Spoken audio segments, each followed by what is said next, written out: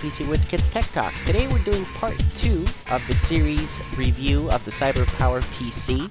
Now in part 2 we're going to concentrate on the CPU and reviewing that, and then later on we'll move on to part 3, which involves reviewing the video card. So the highlight here is the latest Intel Core i5 2500K CPU, which is using the 1155 socket. So it's a new board that you need to run these CPUs. You can't use your existing board, and that's why I've got the Intel DP67BG, which is the extreme performance board from Intel, and that's great that they've included that in this machine. Now, like I said, the socket is 1155. There's some new technologies, new things to talk about here, starting with, of course, the fact that this is a 3.3 gigahertz CPU, which has max turbo frequency to 3.7. Depending on the board that you get, you can extend that, and we'll talk about that in a second. 32 nanometer architecture, which is the way to go this year. We can see a lot of CPUs are going to be at that architecture level. And of course, this has a built-in GPU, okay, the 3000 series Intel. Depending on the new CPUs that you get today from Intel that has the integrated GPU, you might get the 2000 series. This one has the 3000 series. This is a K model, so the K model comes unlocked, okay? If you don't get the one that has a K on the model, then that means that it's not unlocked, okay? Keep that in mind. Now, let's review this a little bit more in detail looking at this chart. So there are several different Core i5s and Core i7s that are using the 1155 socket. There's the price ranges. Those are the differences that you can see. A lot of similarities, but remember, the Intel HD graphics that comes integrated is different depending on the model, and also if you have the K series, it comes fully unlocked, right? So those are for, you know, if you want to overclock, basically, okay?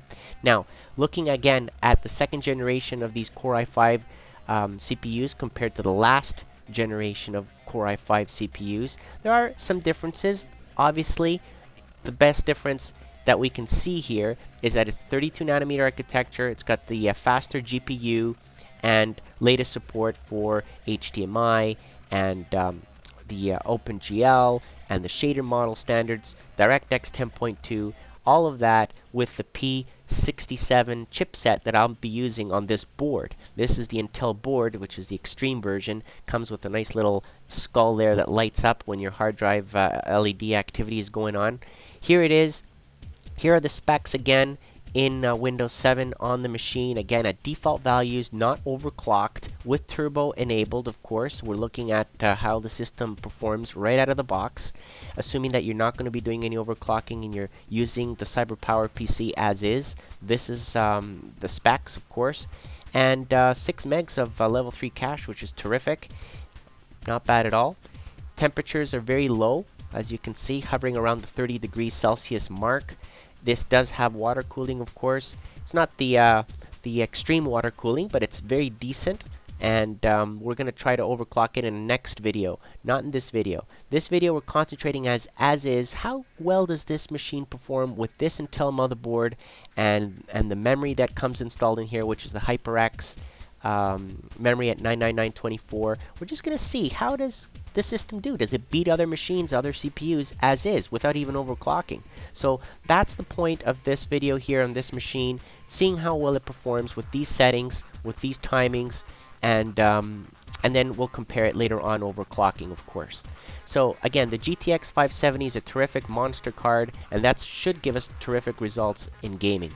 Now let's look at some benchmarks. In 3D Mark Vantage, you get the CPU score, because that's what we're concentrating on here, on 17198. Okay, those are the CPU scores that we got here at the defaults. If we compare those default scores with other CPUs, previous generation Intel CPUs, you can see how well this one does right out of the box without overclocking. So obviously, this is the way to go this year with these new series of CPUs. Now, if we bundle different machines and compare different configurations with this CyberPower PC configuration, you can see how this one just blows everything out of the water.